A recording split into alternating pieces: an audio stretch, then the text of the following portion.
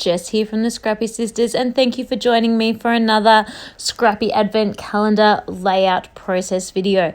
So this month that I am scrapping right now is for the month of September, celebrating Father's Day here in Australia.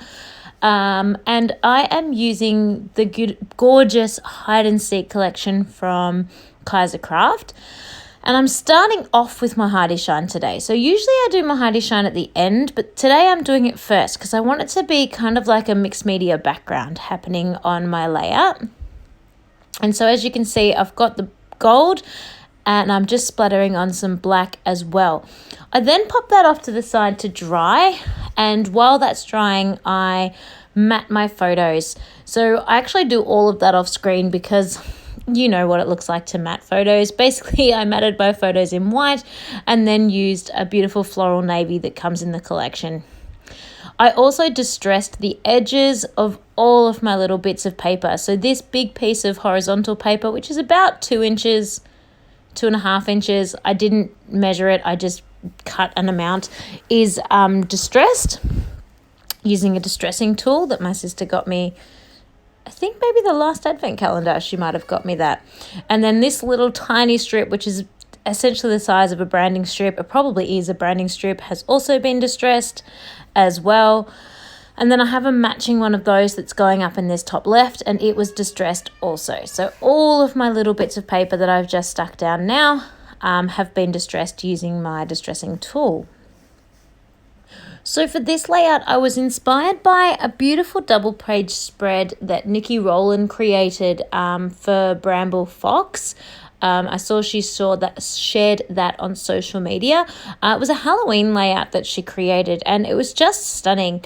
And I just sort of took her sort of general feel and design elements of that double page layout and adapted that to suit myself and my single page layout. So thank you, Nikki, for that beautiful inspiration.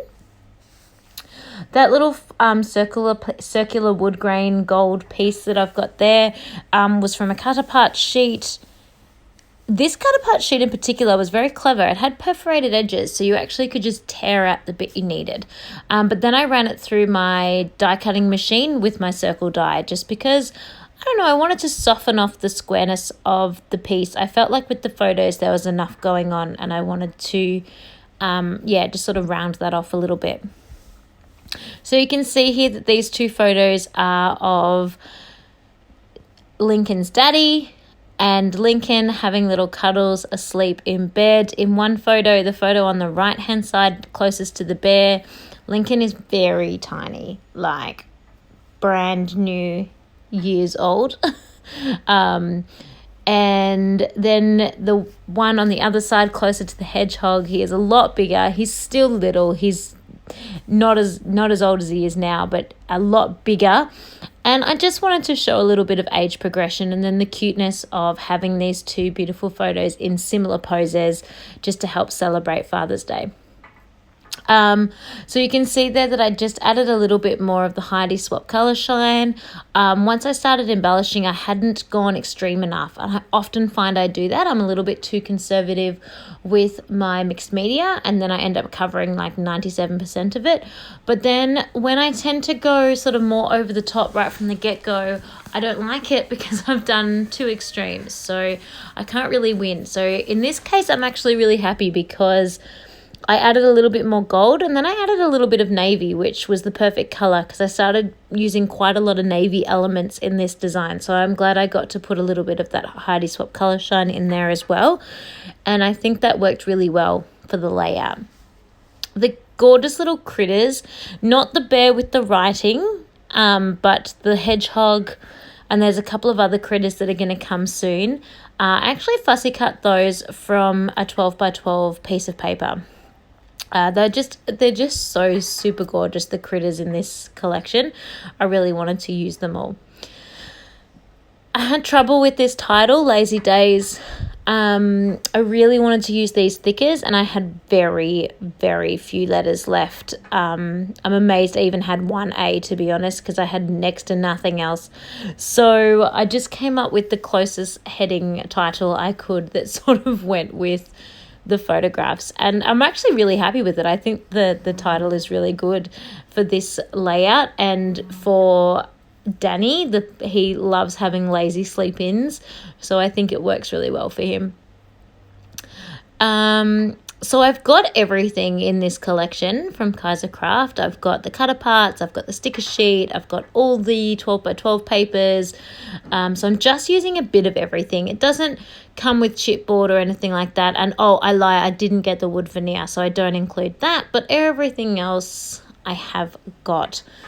So I'm just adding on this little arrow piece of ephemera. I'm just popping it up with foam, just to give it the same height as the teddy bear or the mountain bear, because it's on top of the photo and the photos were popped up with foam, so there's quite a lot of height happening in this layout, which I quite like though, because I really love the texture of the distressed edge on the paper, and I really love the popping up of all the different things to give the dimension. The snail is just getting stuck straight flat on the paper, and he was also fussy cut from the patterned paper. So was that little acorn.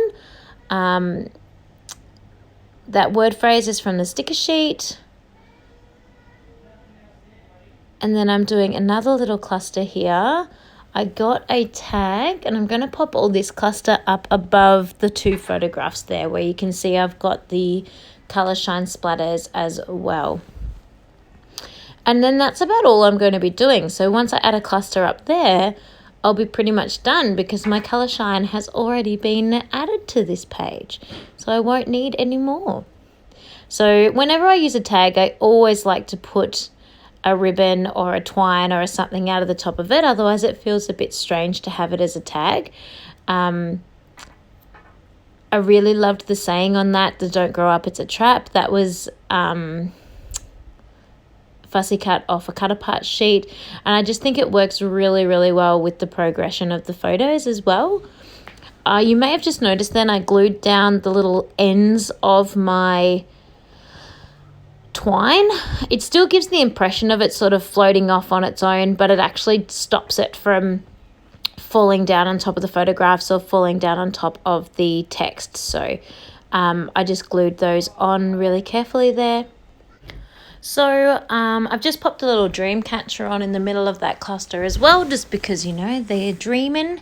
Fussy cut this other little birdie off that pattern sheet, and as well as those two leaves. Then I'm going to pop on my little acorn and I'll be done. So thank you so much for watching. I hope you've enjoyed this process, and I'll see you on the next odd day.